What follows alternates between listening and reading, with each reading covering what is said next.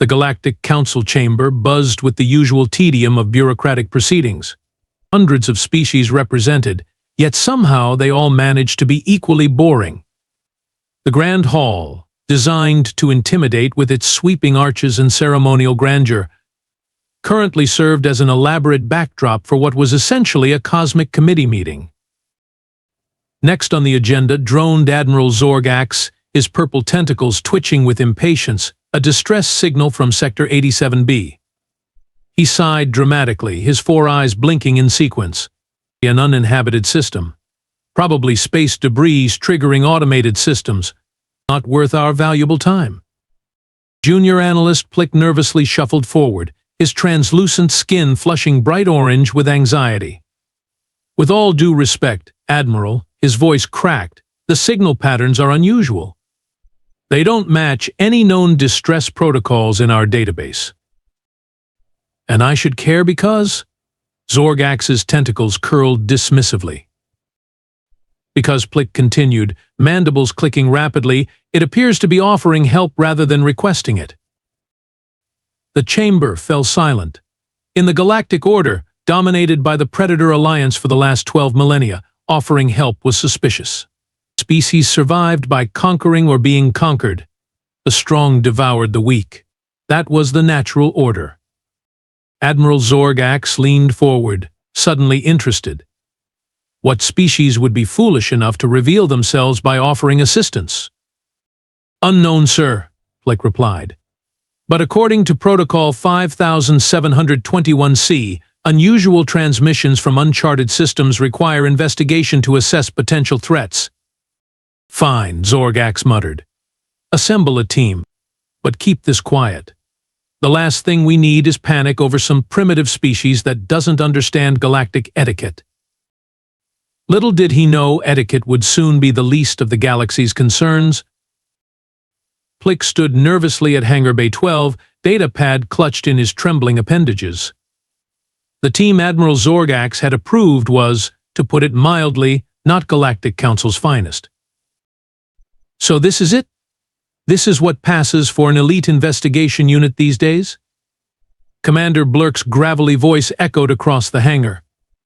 The veteran Duronian officer limped forward, his leathery gray skin marked with battle scars that told stories of at least 8 wars. A bureaucrat with anxiety issues, and a crew no one will miss if we disappear. Perfect. Plick's skin flushed deep orange again. Commander Blurk, your service record indicates.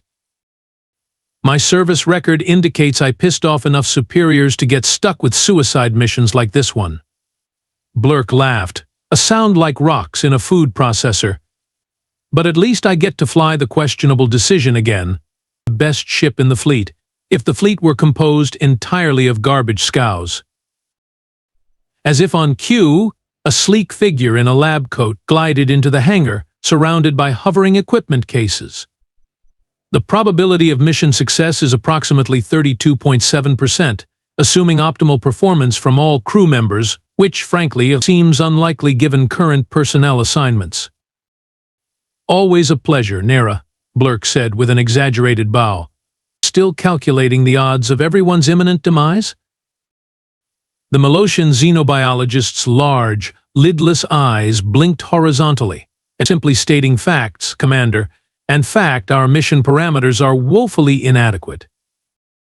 A thunderous crash interrupted them as weapon crates tumbled to the floor, followed by the imposing figure of Security Chief Grex. The Tellurian warrior stood nearly 9 feet tall, armored plates covering most of his muscular body. Ship small, team weak, mission stupid. Grex picked up 2 heavy crates with ease, but Grex follow orders, even dumb ones. Blurk clapped his hands together. Well, aren't we just the most inspiring bunch of explorers since ever? Analyst Plick. Permission to board this flying coffin and get our inevitable demise underway. Across the hangar, 3 different bureaucratic officials were arguing over clearance forms, while maintenance crews hastily patched hull breaches with what appeared to be industrial adhesive and prayer. The questionable decision is, technically cleared for departure, Plick mumbled, watching a fuel line disconnect and spray liquid across a screaming technician. "Magnificent," Blurk declared. "All aboard for adventure, discovery, and probable death. Just another glorious day serving the Galactic Council. Navigation systems online. Life support functioning at 78% capacity.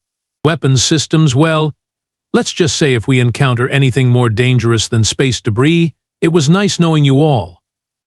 The ship's AI designation Vira spoke with the enthusiasm of someone forced to attend their ex-mate's bonding ceremony. "Thank you for that confidence-inspiring assessment, Vera," Commander Blurk replied, slouching in the captain's chair. "Any chance you could pretend to be a normal AI for this mission?" "I was programmed to provide accurate information with maximum efficiency," Vera responded. "My psychological assessment subroutines suggest your discomfort stems from an inability to process unpleasant truths. Would you prefer I lie to protect your fragile ego?" Nera looked up from her console. Vera's personality matrix was damaged during the Krontar Rebellion. Repair costs exceeded replacement value by 452%, so the Council opted for a software patch instead. "Patch," Grek snorted, polishing a blade the size of Plick's torso. "Nor like brain damage." Plick nervously tapped at his console. "We're approaching the Phyrexian expanse. Their border patrols are notoriously aggressive." As if on cue, a massive warship appeared on their view screen. Stern-faced Phyrexian commander, his exoskeleton gleaming with military decorations, glared at them. "Galactic Council vessel, state your purpose or be disintegrated." Blurk straightened slightly. "Routine investigation of an anomalous signal. Nothing to worry your pretty mandibles about." "Turn back immediately. That sector is forbidden." "Forbidden? Since when?" Blurk asked. "Since we detected unusual activity from primitives in that region. Not worth your time or lives." After a tense negotiation involving diplomatic threats and Blurk's creative profanity, they continued their journey. Similar warnings came from the Vex Collective and the Quantum Dominion. "Anyone else find it strange that 3 major powers are suddenly interested in an empty sector?" Nera asked during their meal break. "Reminds me of the Tulaxian incident," Blurk mumbled through a mouthful of nutrient paste. "We thought they were just simple tool users. Turned out those tools were actually psychic amplifiers." Whole squad. Brains melted. Rex shuddered. Primitives dangerous because unpredictable. Plick cleared his throat. There was also the Morgellian contact. Their ambassador approached what appeared to be a simple agricultural species. They smiled and offered gifts. "And?" Nera prompted.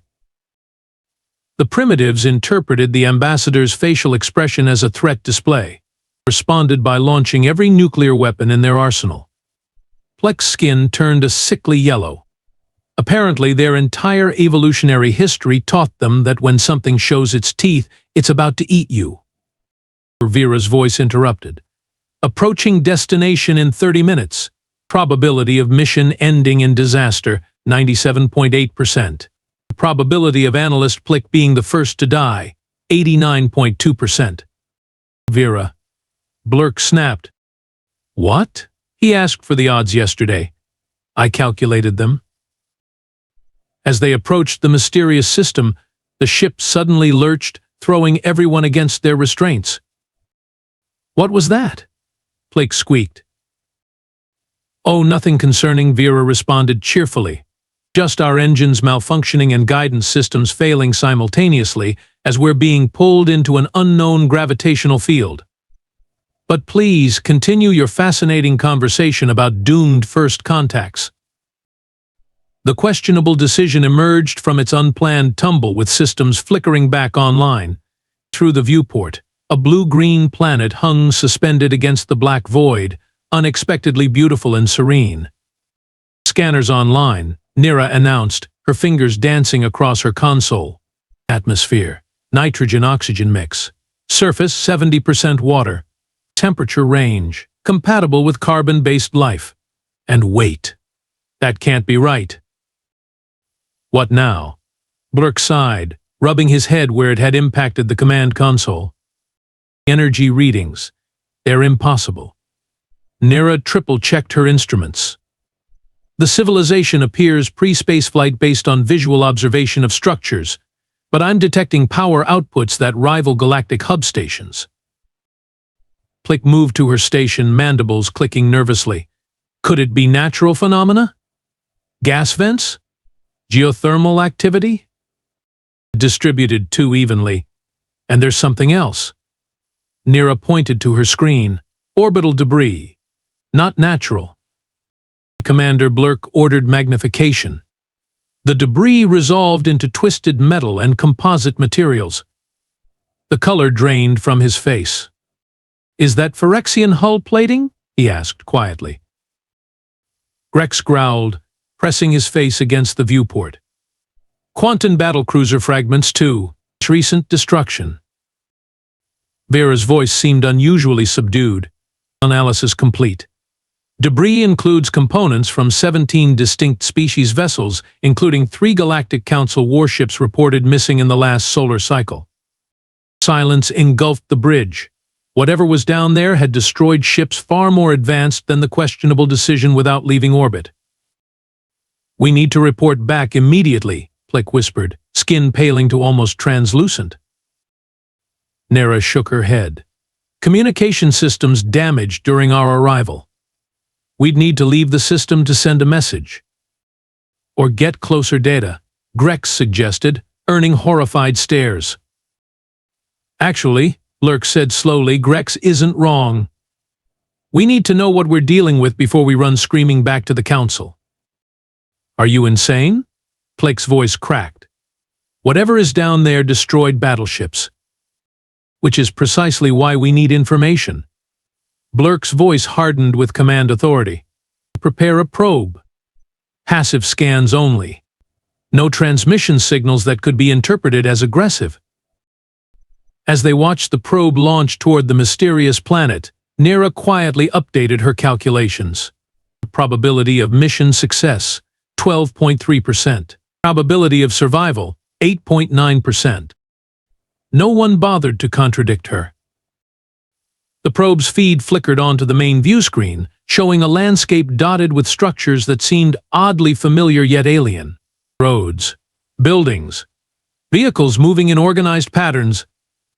Magnify section B7, Nira instructed, leaning forward with professional curiosity. The image zoomed in on bipedal creatures. Pink-ish beige skin. No exoskeletons. No natural armor. Vulnerable. Soft. They moved with purpose through what appeared to be some kind of manufacturing facility. Primitive indeed, Blurk scoffed. Look at them. No claws. No fangs. Barely any muscle mass. How have they not been eaten by their planet's apex predators? Nira's voice was hushed with disbelief. They are the apex predators. Impossible, Plick whispered. More concerning, Nira continued, is what they're building. The camera panned to reveal complex machinery. That appears to be a quantum entanglement communicator, but more advanced than anything the Council has developed. That technology beyond Phyrexian capability, Grex rumbled, beyond all capability. Suddenly, the probe's warning system blared. We've been detected, Plick squeaked, his skin turning transparent with fear. Before anyone could react, the view screen changed. A bipedal creature stared directly at them, its flat face arranged in what might have been a friendly expression, or possibly a prelude to attack. Hello up there. The creature's voice came through with perfect clarity. We noticed you were having trouble with your ship. Need a hand? Blurk's jaw dropped. How are they translating our language without a cultural exchange protocol? More importantly, Nira interjected. How did they know we were having ship troubles? The human continued, seemingly oblivious to their panic. We picked up your distress beacon when your navigation systems failed near our gravity well. We've sent you stabilization coordinates. Should clear up those engine fluctuations right away. Distress beacon? Plek's voice cracked. We didn't send any distress. Comprehension dawned on all of them simultaneously. The signal, Blurk breathed. The one the Council detected. It wasn't a distress call from them. It was an offer of help, Nira finished, checking her readouts with trembling hands. And they just fixed our propulsion system with a targeted graviton pulse, the technology that the Quantum Dominion declared theoretically impossible. The debris, Plek whispered. Those ships. They must have attacked these creatures and... No, interrupted the human on screen, still smiling pleasantly. No one attacked us. They all had critical system failures while passing through this sector. Something about the local radiation affects certain alloys in your standard drive cores. We tried to warn them, but communication was difficult. By the time we developed proper translation matrices, most had already crashed. So you helped them? Blurk asked cautiously. Of course. We managed to save about 60% of the crews. They're all at our main settlement recovering. Would you like to come down and see? We've been trying to contact your central government for ages. 5 pairs of alien eyes stared at each other in horror. The humans had rescued their enemies, fixed unfixable problems, and now wanted to meet the government. The galaxy was doomed. The Galactic Council chamber had never been so silent. The mission recording ended, freezing on the human's friendly face. Admiral Zorg-Ax's tentacles had gone from purple to a sickly gray. This is a joke, some elaborate prank, he finally sputtered. No pre-spaceflight species could possibly develop quantum entanglement communicators or graviton stabilization technology. Nira stepped forward, data crystal in hand. We verified all findings, Admiral. The humans not only understood our technology but improved it during our brief interaction. Our ship returned in half the time with 30% less fuel consumption. A quantum representative rose from his seat, mandibles clicking in agitation. The Dominion lost 3 warships in that sector. Are you telling me these naked apes rescued our elite warriors? Plek nervously activated another hologram. According to the data they provided, the humans saved 67 quantum crew members. They're currently housed in something called a welcome center with, all the amenities of home. They have quantum warriors as pets? The representative shrieked. No, Blurk interjected hastily. As guests. They're free to leave any time. The humans just wanted to make sure they were healthy before arranging transport. The chamber erupted in pandemonium. Species that had been mortal enemies for millennia united in shared terror. They're helping everyone? Without asking for payment? Without determining dominance hierarchies? The Phyrexian ambassador's exoskeleton rattled with fear. What kind of evolutionary abomination are they? Grex, who had remained stoic throughout, finally spoke. Humans fix plague ships too. Disease that killed millions on Talur. Humans solved in 3 days. His voice dropped to a whisper. They call it Weekend Project. Admiral Zorg-Ax slammed his tentacles on the council table. This is preposterous. No species evolves through cooperation. The strong survive by dominating the weak. That is the natural order. A small voice from the back asked, then why are their ships faster? Their weapons stronger? Their medicine more advanced?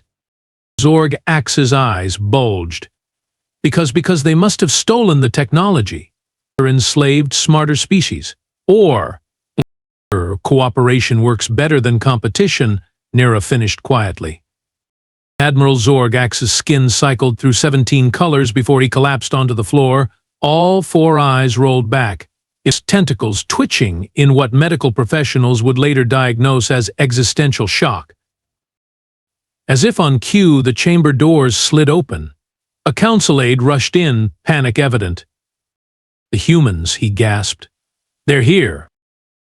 The massive ornate doors of the council chamber slid open completely. Every alien representative held their breath, expecting warriors in fearsome battle armor or intimidating diplomats draped in technological superiority. Instead, 3 humans walked in. Just walked in. No ceremonial procession, no honor guard, no weapons visible. The lead human wore what appeared to be casual attire. No ceremonial robes, no rank insignia, just comfortable-looking blue pants and a button-up shirt with rolled-up sleeves. The human had a slight paunch and thinning hair. The 2 others, one with darker skin and one with a face covering of facial hair, wore similarly casual outfits. One was even drinking from a container labeled coffee. "Hey folks, Ambassador Tom Jackson, Earth Diplomatic Corps," the lead human announced cheerfully, looking around the chamber with open curiosity. "Sorry to drop by," Yoon announced, "but your communication protocols are seriously outdated. Tried sending messages through conventional channels for months." The council representatives stared in stunned silence as the human approached Admiral Zorg-Ax, who had just been revived by medical staff. "You must be the big cheese around here," Jackson said, extending a hand toward the Admiral's tentacles. "Love the whole octopus vibe you've got going. Very stylish." Admiral Zorg-Ax recoiled in horror. The human had attempted physical contact without completing the 14 required forms and undergoing decontamination protocols. How did you even find this place?" a Malosian representative finally managed to ask. The coffee-drinking human shrugged. "Google Maps. Just kidding. One of the Quantum folks we rescued had the coordinates. Super nice people once they stopped trying to dissect our medical staff. Cultural misunderstanding. Water under the bridge now." "You speak of the Quantum Dominion, the most feared warriors in 3 spiral arms, as super nice people?" Plek's voice was barely audible. "Sure, we're having a barbecue with them next weekend," Jackson replied. "You're all invited, by the way. We make a mean pulled pork sandwich." The bearded human stepped forward, tablet in hand. "Perhaps we should address the technical concerns first, Tom.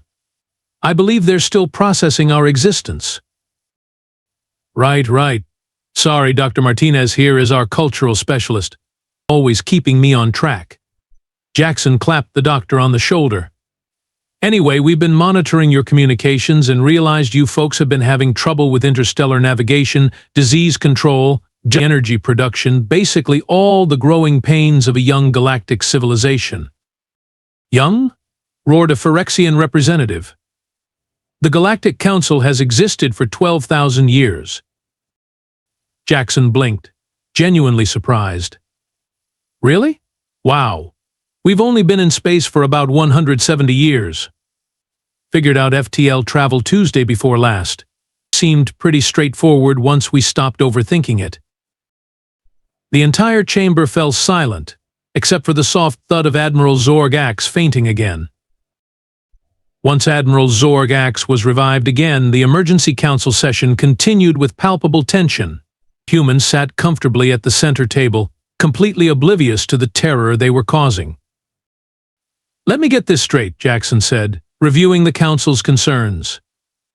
"You thought we were trying to conquer you by helping your ships? By curing your diseases?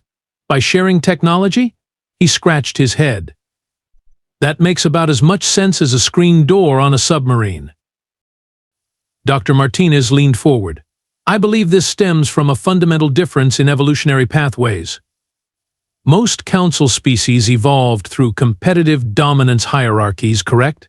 Why sind Nera, finding her scientific curiosity temporarily overriding her fear, nodded. "All known sapient species follow the dominance evolution theory. The strong survive by conquering or consuming the weak." "Yeah, we tried that," the third human introduced as Engineer Patel waved dismissively. "It didn't work out great. Turns out cooperation is way more efficient.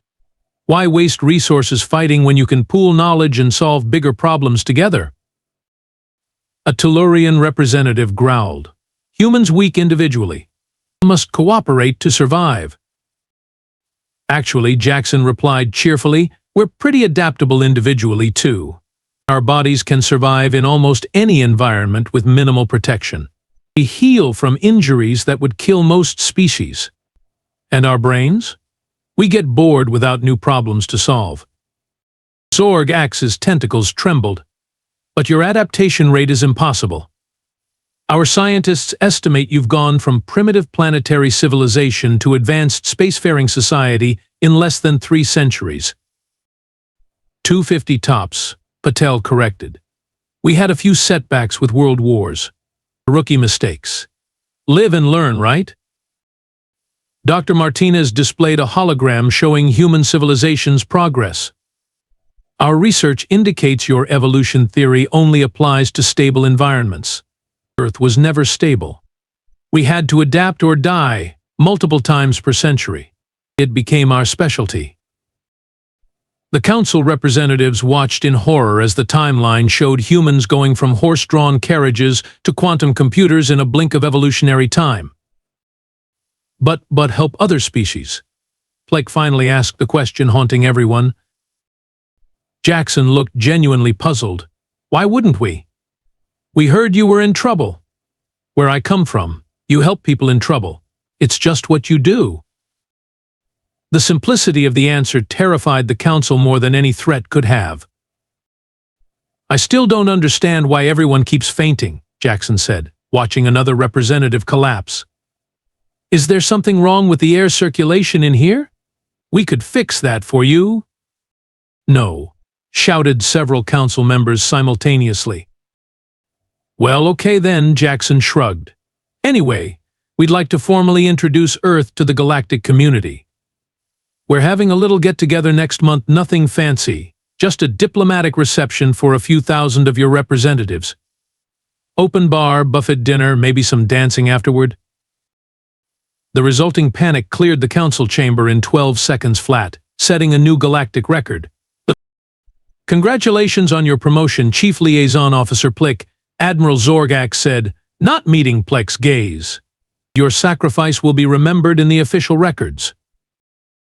Plick's skin had permanently settled into a sickly yellow-green. Thank you, Admiral. May I ask why everyone else in the department requested immediate retirement? Because Plick, Zorgak sighed. Working with humans is like trying to herd quantum particles through a black hole. Theoretically possible, but invariably fatal. 3 solar cycles later, Plick stood in the newly established human embassy, watching in horror as Ambassador Jackson demolished centuries of diplomatic protocol in minutes. These forms are ridiculous, Jackson said, casually feeding a stack of mandatory clearance documents into a shredder. Let's just go meet the quantum delegation directly. They're waiting in the conference room. But Ambassador, the diplomatic interaction pre-authorization procedures clearly state. Yeah, we fixed those too, Jackson interrupted, slapping Plick good-naturedly on the back. Cut it down from 200 forms to 1. Much more efficient. You can't just change galactic law because it's inconvenient. Already did. Council voted unanimously yesterday. Well, technically, they were all too terrified to vote against it, but that still counts, right? 8 more cycles passed. Despite Plick's constant anxiety, the galaxy was changing. Diseases previously thought incurable were being eradicated. Ancient enemies were, if not becoming friends, at least communicating without immediate weapons fire. And trade was booming across formerly closed borders. At the quarterly Galactic Council meeting, Plick found himself sitting beside Nira, now the science minister. Have you noticed, she whispered, how humans have essentially taken over galactic administration without a single conquest? Plick nodded miserably. They're the dominant species now, and they did it by being helpful. It's unnatural. Worse, Nira added, they still don't understand why anyone finds them terrifying. Their conversation was interrupted by emergency alarms. Admiral Zorgax, looking years older, activated the central communication system. We've detected a distress signal from another pre-spaceflight civilization in the Andromeda Fringe. All available ships are ordered to. The message cut off as Ambassador Jackson burst into the chamber. Guys, another baby civilization needs help. We've already launched 15 rescue ships. Every council representative froze. What? Jackson asked, genuinely confused. Did you want to help them first?